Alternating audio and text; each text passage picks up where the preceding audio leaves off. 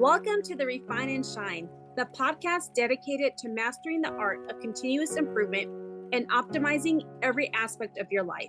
I'm Angelina Rivera, your host, and together we'll uncover the secrets to refining our lives, our habits, and our processes to unlock our inner brilliance. Join us on Refine and Shine, where we'll delve deep into achieving more in life without the burnout and without all the stress. This podcast is your platform for a more fulfilling life through continuous improvement and personal growth. In each episode, I and a diverse array of guests discuss practical strategies for up-leveling every aspect of your life. From developing good habits and organizing your space to refining your mindset and personal goals, we're going to explore it all. Our guests share personal stories about the systems they've developed or systems they've used and the tweaks they've made in their lives when refinement was needed, allowing them to truly shine. Listen to Refine and Shine to learn how you can implement continuous improvement techniques in your daily routine, develop and maintain healthy habits that lead to success and satisfaction, organize your life to reduce the stress and increase your productivity, foster a growth mindset that propels you to new heights. My mission is to inspire you to take bold action, make positive changes, and become the best version of yourself. Whether you're aiming to elevate your career, nurture meaningful relationships, or enhance your overall well-being, Refine and Shine is your guiding light. With over 25 years of experience in continuous improvement, I help businesses streamline their processes, establish efficient work areas, and implement standard work protocols. I have trained over 600 individuals and teams in process improvement, optimizing workflows, and enhancing overall operational efficiency. Tune in every week as we embark on an enlightening journey, exploring paths to refinement and illuminating the way to shine in every area of our lives. Subscribe now and join us on this journey to polish your life and let your best self shine through. Thank you for joining us on Refine and Shine. Hello, everyone. Welcome back to another episode of Refine and Shine podcast. I am so excited today. I have, I consider her a friend. I met her through my current job, and the first time I heard her speak, I'm like, this is a woman I need to know. And as over the last year and a half, got to really know her, got to meet in person at one of the events that we've had. And I just love the way that she speaks. And I love how she's so passionate about what she does. And she has a voice where she just wants to share. And I think that that's like something that we all need. She has a powerful story as well. So my guest today is Melissa Burant. She has over 25 years of experience, including 15 years with the Department of Defense and 11 years supporting Iowa companies. She's passionate about helping others thrive, both in business and life, and collaborates nationally to strengthen U.S. manufacturing. She's also a professional photographer and it says business. I don't know what that means. Oh, I business owner, I think. It's okay. This is a podcast. This is a conversation. This is all live. It's good. Business owner. She has a thoughtful perspective on burnout, shaped by years of purpose-driven work and intention. And so thank you today for being here, Melissa. And so just thank you for first being here today. Yeah, thank you for having me. I'm excited. So I love, like, every time I hear you speak, and I know that we have been in some trying times, and we're not going to go into all of that yet or right now, but you're very passionate about like speaking your voice. When you are, speaking about something, sharing about something, you're very passionate. And I've loved how you've shared throughout our conversations over the years or over the last year and a half about the burnout and, how you're so passionate about making sure that you speak. And has it always been that way, or kind of walk us through the journey where you decided to totally switch your perspective, your work, and the burnout that you went through?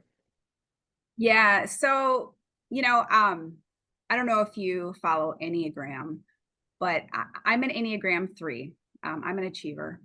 And despite all my best efforts, I try to become a reformed achiever. It seems that I can't really get away from that. So, I started my career, I was very driven. It was achievement and improving, others wrong about what I could accomplish, like that had a lot of meaning for me. I have a daughter. She's 28, and I was a single mom for, gosh, like the first 10 years of her life, I think. And working full time, I worked for the Department of Army as a contracting officer, and I was very, very driven by my career goals and aspirations. But what I realized after I got married and was pregnant with my second child was that, wow, I don't really remember my daughter's childhood, because I was so focused on climbing that quote unquote corporate ladder and, being that achiever that meant a lot to me. And I realized I sacrificed a lot, and a little bit at her expense, right? Because, I think she's turned into a great professional herself, an individual, good human. But you don't get those years back. And so I realized, gosh, I want to say like maybe about 2 or 3 years before I left the federal government, I realized, wow, this working 40 hours a week, and I had kind of a crazy schedule because I had a high stress job. I was supporting troops in Iraq and Afghanistan. So we had all kinds of weird hours, conferences at 12 a.m. my time, while, they're 8 or 9 hours ahead of us. And I realized I just couldn't, I was sacrificing a lot. Mm-hmm. And so what I asked my leadership, is it possible for me to work 32 hours a week? And I took LWOP, leave without pay, every Friday. And my promise to them was I will continue to perform and I literally was doing still my full-time job in those 32 hours. And they agreed. And which was fantastic for me, because that allowed me to carve out a little bit of time and space for myself and for my family, who I realized, what I realized in those years, like with my son being born and, my daughter was a teenager, was I didn't have anything left for my family when I get home at the end of the day. I had given everything to the job, and I didn't, and that obviously that's not fair. Right. Mm-hmm. And so by carving out those 8 hours every Friday, I tried to get a little bit of myself back so that I had the ability to kind of refill my cup to be able to be an actual decent human being. Because, we can achieve all the things, right? But if we're not a great human, what does it really matter? Yes. That's kind of been my lesson is, and I think a lot of people, what I realized, I eventually obviously left the DOD and I went to work for another organization. But along that route, I started doing professional photography for friends. And I had a friend who commented to me during a session. She said, "You're a completely different Melissa than the one I see at the office." And that comment really resonated with me. And it was so impactful because sometimes you don't realize, right? Like, I think as women, especially, sometimes we have to put on a persona to be taken seriously, to be appreciated. And, it can be tough living in a man's world, right? Like I think we have to work hard to achieve the aspirations that we set for ourselves. And so that really hit home for me. And so it started with me cutting back my time. And thank God, I had a great supervisor who, was willing to work for me. But also what I would say is I was a very high achieving employee. And so they didn't lose anything from me. It probably actually was to my detriment to try to do all that work in 32 hours. But it was like the beginning of me trying to find who is Melissa, right? Without being the achiever that I had so solidly identified with for so long. No, I like resonate with that so much. I mean, prior when we weren't recording yet, we were talking, and I worked 17 years myself working for the DoD in a production environment. And the last 6 years was an actual production branch head. So I was on the floor. I was like in it, and pretty much with the mechanics, the painters, all the things. And when I finally got to the point where I was like, I am also, and I can resonate with giving my family the leftovers and not even knowing who I am. I had stopped running when I used to run marathons, half marathons. I stopped running when I took the last promotion I took before I left. Stopped running, stopped taking care of me. And on Sundays, I was so exhausted. I was giving my family the leftover. Like I was sleeping, I was so exhausted, and it's not fair because our children are only children once, and it's not only that. It's just the pure exhaustion and losing yourself. And when I love how you said that your friend said you're just a totally different person, because we have to be so cautious of how we act.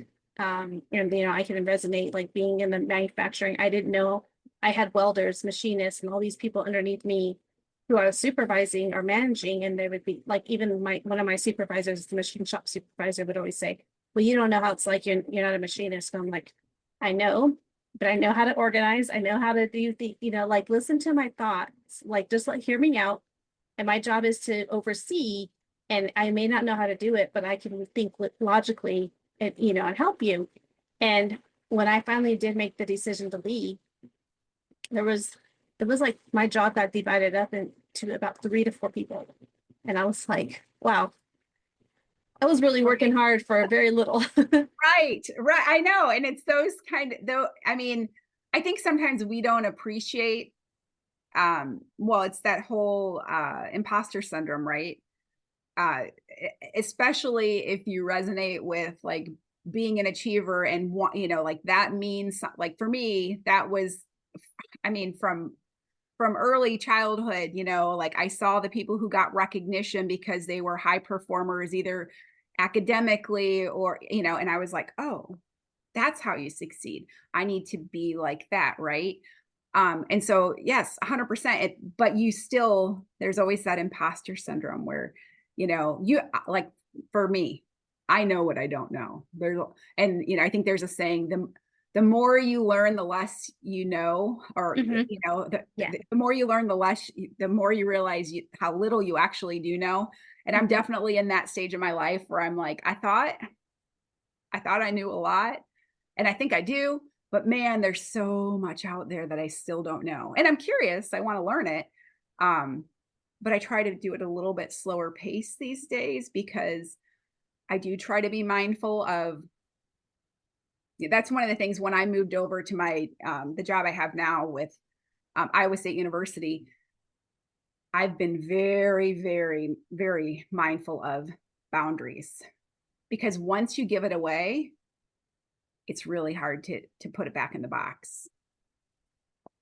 Yeah, that's so true. I think boundaries are so important, and it's just even for just women in general, that I need to understand the boundaries. And like when you are telling somebody you can't do something and just saying no, like no, and that's good enough. You don't have to explain the whole reason why you can't do something. And that was something I learned over the years too, is like I'd be the yes person. I can resonate with you being a high achiever and just doing all those things too. I came from a family of 6. I wanted to make sure that my awards were up there on the refrigerator or my report card. But then it was also being like wanting to be appreciated. And every time somebody needs something, I was the yes.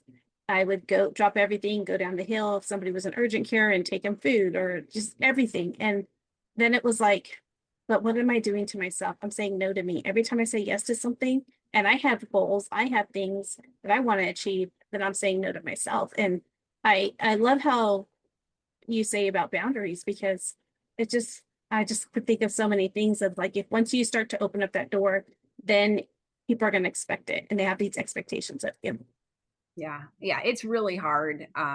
It's hard to have boundaries, and sometimes they get a little bit, wiggly, but it is something that I feel like one of the things I've learned is that we are never ending works in process, right? Mm-hmm. And so one of my big kind of ahas probably last year was, it's really interesting. We spend a lot of our time trying to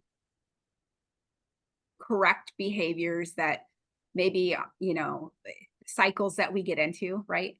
And so I get in that achiever cycle where, and I have enough awareness that I see, I try to be really methodical. This is how I'm going to schedule my events for the year. And guess what always happens? People come in and they have more to levy on top of it.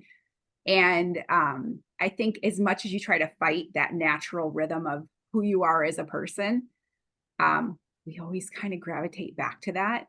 And so kind of my lesson is we're probably never going to fully change, right? Because there's something innate that makes us behave the way we do.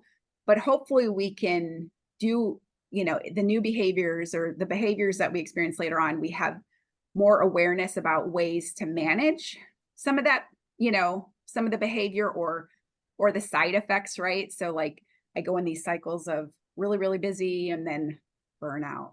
And then the recovery time gets longer and longer because as you get older, recovery gets harder. Like nothing gets easier with age. Let me just say that. For sure. I can, yes, totally understand that too. So when did you start really getting into the photography and, and now you do that, as a business, you're a professional photographer. Has that something that you've always loved to do, or just once you started to find yourself, that's what you picked up? Yeah. So, I started, it was around the time my son was born. He's 15 now. And, I think I got a camera. I've always had an interest in photos. Like I love looking at people's photos. I love taking them, but they were blurry, right? Well, then when my son was born, I was like, oh, I'm going to learn how to take photos of him. Learned it wasn't as easy as it appears, right? Like there is actually skill involved. It doesn't matter how good your camera is. But then I had friends who started asking, for me to do photos for them. And what I realized as that whole demand started to grow was I have these two sides to my personality. One is like very analytical and driven and, like goal oriented. And then I've got this other side that I may not choose to be with people, like that may not be what my natural affinity, but I actually really enjoy like talking to people. I prefer smaller groups to larger, right? Because I just feel a little bit overwhelmed in a big group of people. And I prefer the more intimate setting, but there's just something about engaging with a family, and, making it fun for them and, trying to make their natural personalities pop out. And so, it grew. I mean, I've been doing it now. I think it's been professionally 13 years. I'm probably getting to the point where I've realized I really like my free time on my weekends. So, I'm kind of trying to phase out a little bit just because I enjoy it, but I also enjoy my free time, right? Like I have much more appreciation for not having something scheduled on a Saturday or a Sunday and just having the time to be free. Like, it's like, what's that like? I don't know what that's like. Oh, I can so resonate with that. Like, I was reporting at one part, I was recording my podcast on Saturdays too. And I was like, no, no, no, no. I'm just going to do it on, a few nights after I get off done with work. And then a few, maybe on the Fridays that I have off, but only a short window of that. And if I don't feel like working on a Friday, I'm just going to walk that off. And, I love that because then you get to rest and then you get to do the things that you need to do, like spend time with your family and just rest or read a good book. That's something that I've been really doing during my healing process through surgery is just reading and not just like the personal development books, which we can always do. Like, I'm like always wanting to learn, but then there's also like, I want to read like just a novel, like Yeah. just a regular book that I don't have to highlight. Where your brain can escape, right? Mm-hmm. Like you can actually, yes. And I think we've lost some of that, right? With all this video and social media. I used to be avid book reader, like total bookworm. And last year I had to retrain myself to read books because I literally could not do it.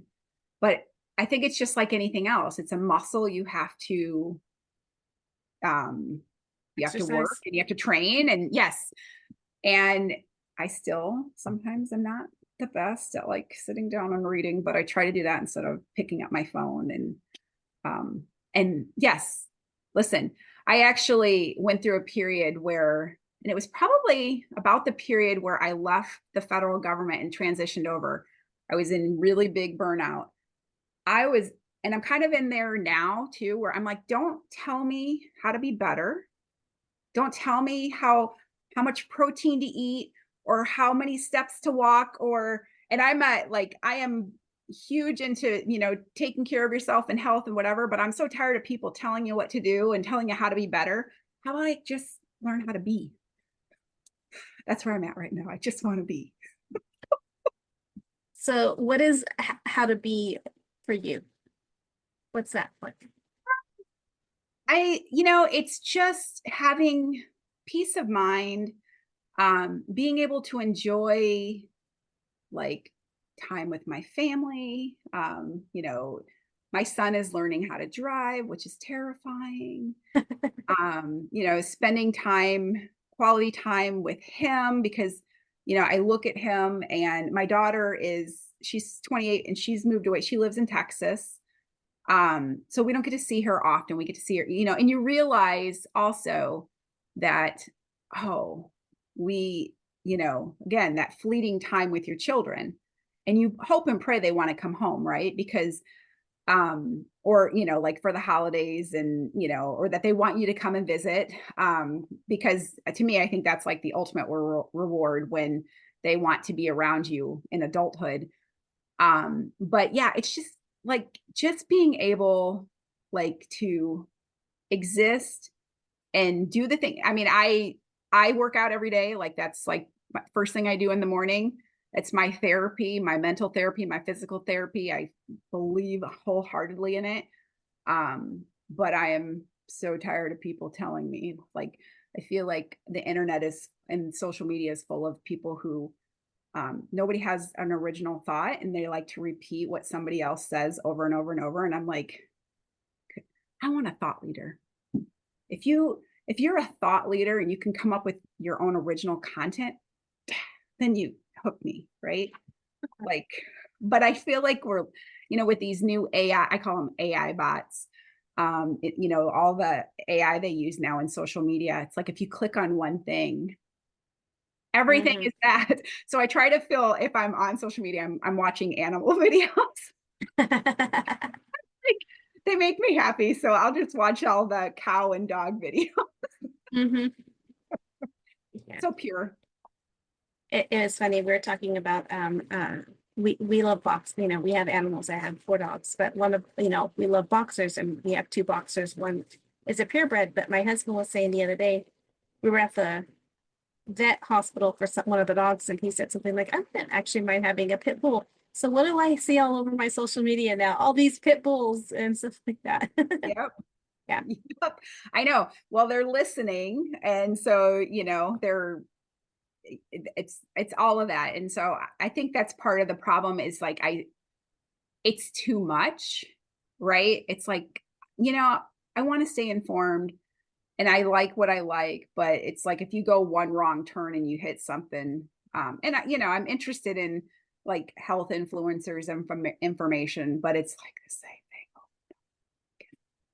Just drives me. So yeah, I go through periods where I'm like, no personal development, no professional development. I just want to be. And I actually, I was working with this woman a couple years ago, and she, it was like, I think it was 2021. It was like either during the pandemic or right after. And it was like this women's group, and we all got together, and there was a woman in the group who she was like, I just don't have a goal right now, and I don't really know how to get out of it. And the moderator was like, well, I just think it's really important that you have a goal. It helps you get to the next place. And I said, well, I kind of disagree. I think we go through periods in our life where it's okay to not have a goal, right? Like maybe your goal is to get out of bed in the morning and for your feet to hit the floor. Like we put way too many expectations on ourselves. And sometimes it's just hard to be a human. Like, can we just be humans without the expectations? Because, and I was reading something today about, you know, and I think that my daughter experiences this, her generation, they've grown up on social media. And so she has all these like expectations about what her life should look like right now. And I'm like, you are still so young. You have so much life ahead of you. Quit putting, quit comparing what you're seeing online with all these, fancy whatever. Like that's not real life. We all go through periods where it's rough, and it takes a while once you, live on your own and start a job, whatever. It takes time to establish, right? We don't just get the fancy house and the fancy car. It takes time. We have to build the life that we want. It doesn't just drop in our lap. Yeah, I think that's so important. And I love how you say, no, stop the comparison. And I see that a lot too with both of my kids, growing up through social media. And it's like, and just in general, people are become addicted to oh, they have this or they have that. So, and comparison is the thief of joy, right? And so you don't even appreciate what you have because you're always looking at everything else. But what about what's in front of you, is also important. And I also like, that where the person didn't have a goal and they just wanted just to be, because like, I'm kind of like that this summer. I'm like, I kind of want to do this, kind of want to do that. I'm like, actually, I just kind of want to rest. I just want to rest because I'm going through a lot, physically through my body. I had one surgery, I had a car accident, like I had all these things, and I'm like, I just want to rest.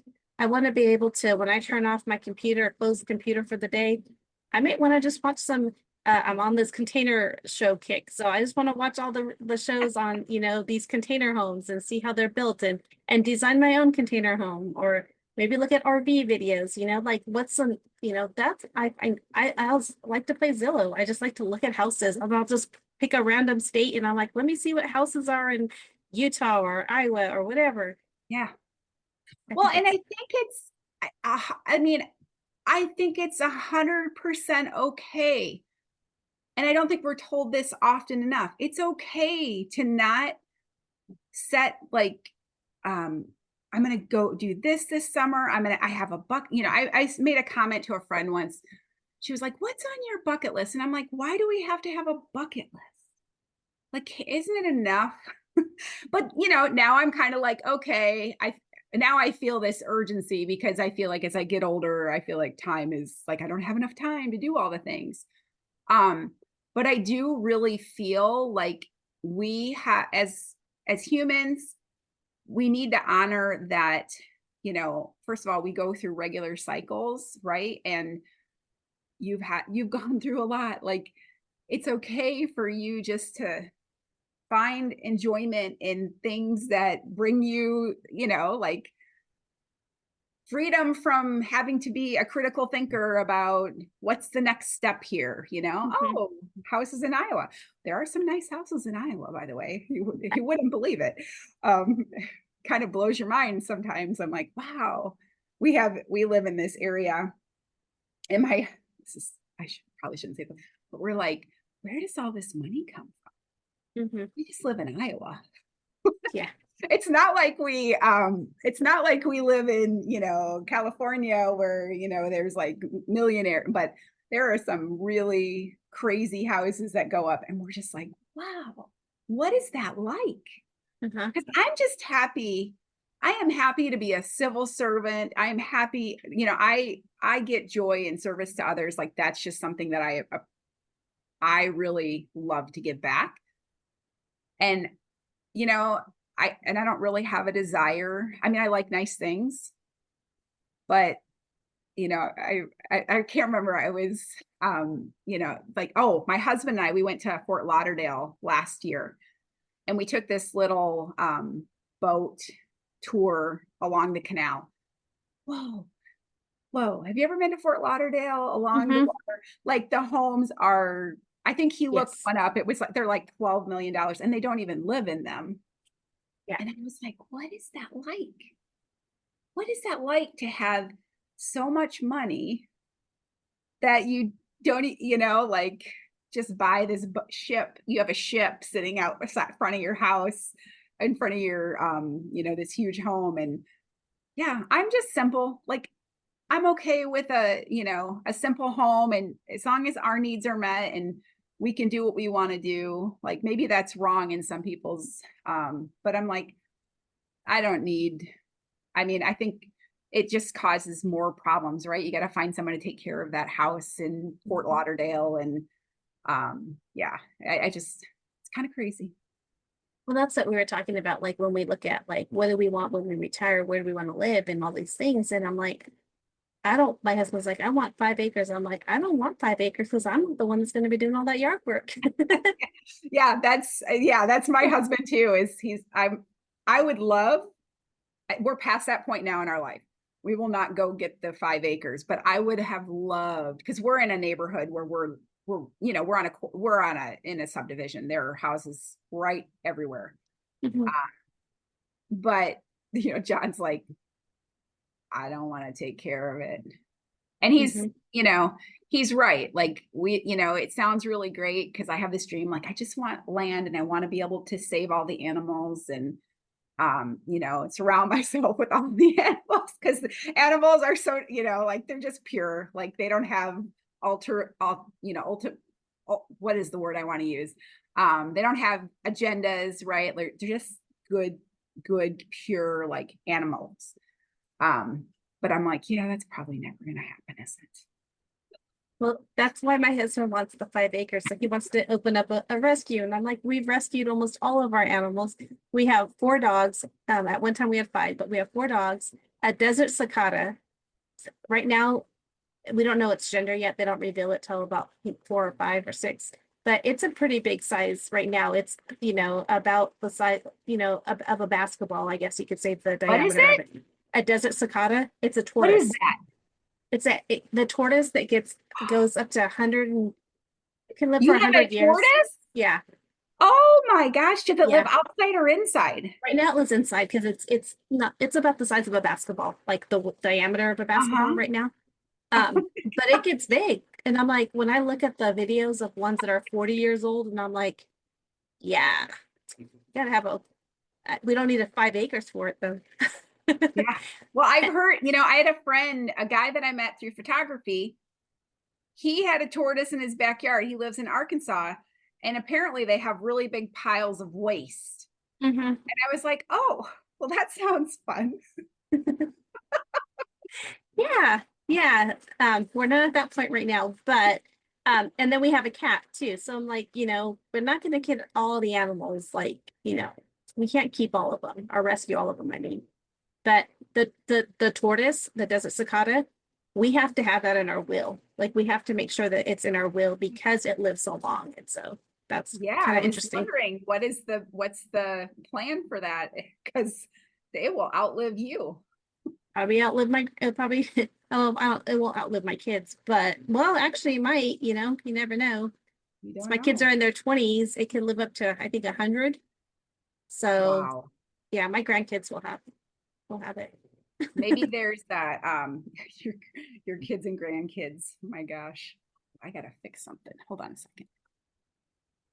But that's the part where like it's the legacy. Like what type of legacy do you want to leave for your family? And I think it's important. It doesn't always have to be like a house or this or that. It could be memories and building those memories. And it goes back to just that being, going out. Like I love that there's things that my family that we have done with our children was like we had season passes to Universal Studios. So every time we could, we'd go to Universal Studios, or like my daughter and I did Disneyland. And we'd go like every week, and sometimes we just go to people watch. We would just sit on the train and just, eat popcorn and a churro and just watch people and like make up these stories. Magical. First of all, we love Universal. We haven't been to the one out in California. Okay. We go to the one in Florida. We're big Harry Potter fans. But that's what we do as well. Like they have these private events. There's a travel agency down there that does private events where they shut down the park and you get to go after hours. Mm-hmm. And we started that 3 or 4 years ago with my son.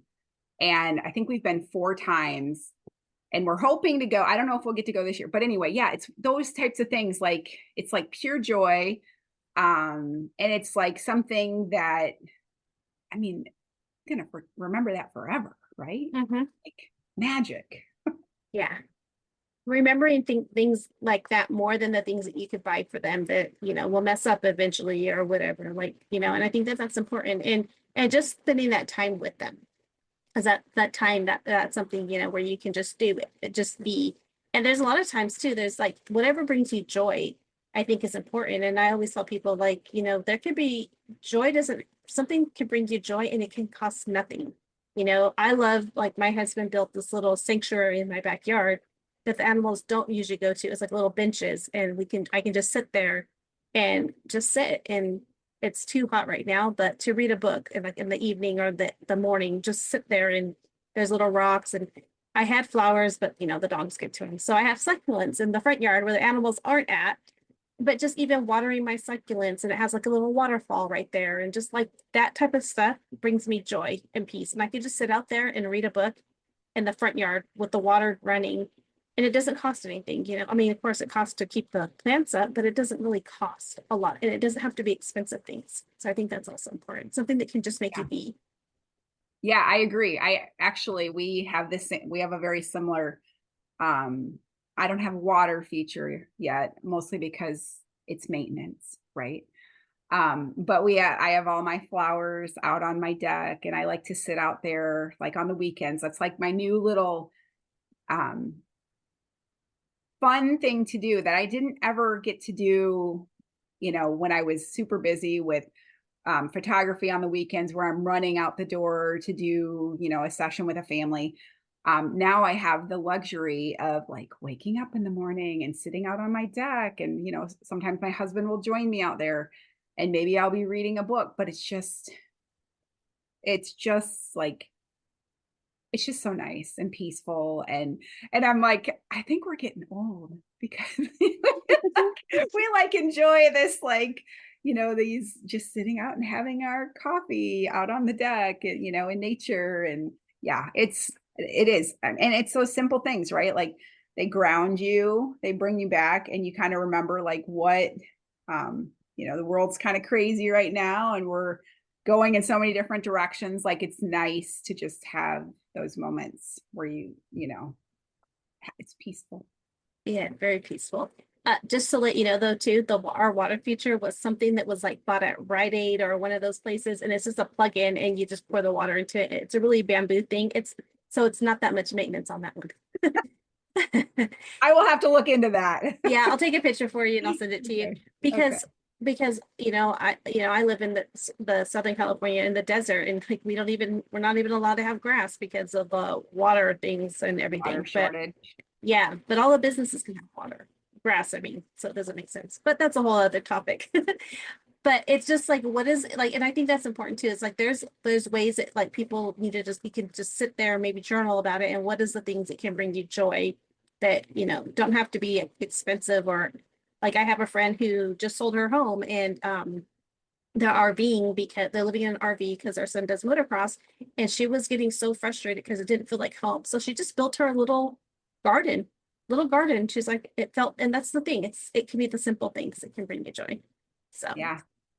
My husband watches all those RV shows too. And I'm like, what are you trying to do here? Like he watches those in cruise shows. So I think he has this desire. He hasn't said it outwardly, but I think he has this desire to like secretly get an RV and like travel and do which I wouldn't be opposed to. I would not want to drive an RV through like we love going to national parks.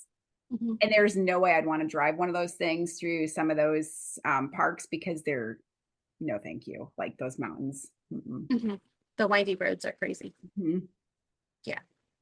We just went up to Zion not that long ago, and we were just in my friend's Honda Pilot or something. And I was like, are you okay? Can you drive? Are you able to do this? Yeah. So I can imagine an RV. No. Nope. Nope. Nope. Nope. Yeah. We've been, we've been to Zion. And that's, it's beautiful, but I get the heights thing and the narrow roads. No, not really great at that, but it's beautiful to look at. Yeah. Yeah. I like being in nature. I love that. I love that. But as we wrap up here, I mean, I'll make sure that people can connect with you. Just look at your photography and then, connect with you on LinkedIn. But I always love to ask my listeners and I've kind of talked about this throughout, so I'm not sure what you'll say, but what is something, either a quote, an action, anything that my listeners can do today in order to refine and shine so they can avoid the burnout?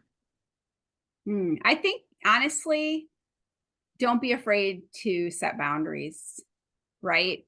We have to protect our peace. And I think when I look at the world today and how, honestly, that's where it all started for me was, I'm working full time. You've got you're the kids and the schedules and school and the schedules with school. And it's like, I said to my husband, I'm like, how do people do this? And I think I came to the realization that people don't do it, right? I think that's why we numb in so many different ways, whether it's scrolling online or whether it's, you need a glass of wine at the end of the day or whatever, right? We're all trying to find a way to numb from like the crazy. And that's where I have, like number one, thank God I have a husband that, first of all, he's a budget guy, right? Like, so he's got the spreadsheet. And so because it was a big deal when I, cut my hours and then left full time for part time. But thankful, like I've never been so grateful that we lived well below our means because I would have spent it all. Like I'm a spender. If I earn it and I have to work hard for it, I want to spend it. But he's different. And I'm so grateful for that because it gave us the freedom, or me the freedom, to make that change. But it's literally finding ways to set those boundaries, find places where you can ground yourself, right? Like I really try to, and the phone is like this beacon that's constantly pulling you, right? But I try to like leave my phone. I have all my notifications turned off. I have an Apple Watch, but I turn the notifications off on that, right? Like because I'm a squirrel, and if I get distracted, then I go down a rabbit hole of, oh, where should I go? But it's just starting simple things like that. Like, how can you find ways to, maybe you can't reduce the hours in your job, but how can I reclaim some peace, and time for myself? Because I think that's so important. And whether it's you go for a walk by yourself without anybody else, without a phone, without a podcast telling you how to be better, or or an audiobook telling you how you can improve yourself, right? Like sometimes it's just about being and coming back to self, right? And figuring out, who are you? Who am I? Who am I now? Like, I mean, and that was the thing that photography did for me. Is as a child, I was always drawing. I was very artistic, but then I realized that stuff doesn't get really rewarded, right? We reward the achievers who, get good grades and who, graduate at the top of their class. And so I kind of sacrificed that artistic side of myself for the achiever side. And so it's kind of coming back to like, who were you as a little girl, and rediscovering that. And that's kind of what I feel like photography has done for me, is it's allowed me to expand into that creative side. And I can still do the, be my achiever in my other hours of the day, but I get that creativity as well. Whatever it was, like, what did you want to be when you grew up, right? And then go back to her and figure out what that looks like and how you can incorporate those little things. Because I think we get so there's so much messaging as we go through school and we go through, college, university, whatever. There's so many messages about how we should be, who we should be. And which I think it's not bad because, I do think we need to be productive contributing members of society. 100% think we should all try to contribute towards the good of the world, but don't forget about who you are inside too, and try to explore that. I love that. I think that's so important, and I love how you said, that you kind of lost that creativity when you're little because you realized it wasn't going to be something that wasn't recognized, and just going back and finding that. I'm actually going to do some journaling tonight and figure out who, because I normally something will pop right in my head, but I don't even remember the things I loved to do as a little girl. So I'm going to go back and do some journaling. One of the things for me is, what could you talk about for hours? Right? Like I have a few things that, man, you could not shut me up. I'm very awkward at like small talk. I literally don't know how to do it. Right. Like, but if it's something that I know, like that I'm passionate about, it's like, so it's like exploring that. What are the things that if somebody got you in a room and started talking, and then that, I think that kind of leads you back to like, oh yeah. And it's just kind of that self-discovery. Like, what is that? What do I love? That's funny. Because when you said that, I was like, so when we were little, I was like a time management and like a process improvement person. And when I was little, I didn't even know what I was doing, but my mom would tell us, the older three girls, go clean your room. And then we'd go clean our room. It'd be an hour later. And then she's like, hey, it would have taken me 3 hours. And I'm like, yeah, but there's three of us. So hello, 3 hours it took us, and then we would organize, like, because I loved, one of my sisters loved reading. She's actually a librarian and she loved reading. So she was not the one that organized the books. The other sister loved to do like the makeup. She had one of those makeup dolls with the hair and all that stuff.